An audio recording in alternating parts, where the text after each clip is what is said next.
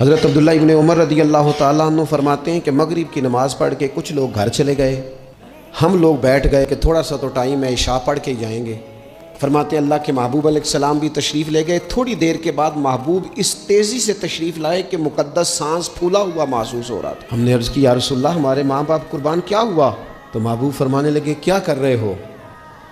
अर्ज़ की या रसूल अल्लाह नमाज, सोचा है चलो थोड़ा सा तो टाइम है, बैठते हैं अल्लाह अल्लाह करते हैं, इशा पढ़ के जाएंगे। तो महबूब फरमाने लगे मेरे पास जिब्रील अमीन आए हैं, उन्होंने आके अर्ज़ की या रसूल अल्लाह आपके ग़ुलाम मस्जिद में बैठे हैं इशा की नमाज के इंतज़ार में, और रब फरिश्तों के सामने उन पर फ़ख्र फरमा रहा है। ये जो इबादत है ना नफली, ये ताकतवर करती है बंदे को। हुजूर फरमाते हैं कि जब बंदा नफल पढ़ता है तो अल्लाह फरमाता है फिर तो मैं उसके हाथ बन जाता हूँ, पैर बन जाता हूँ, आंखें बन जाता हूँ। क्या माना कि उसमें खुदाई ताकतें आ जाती हैं।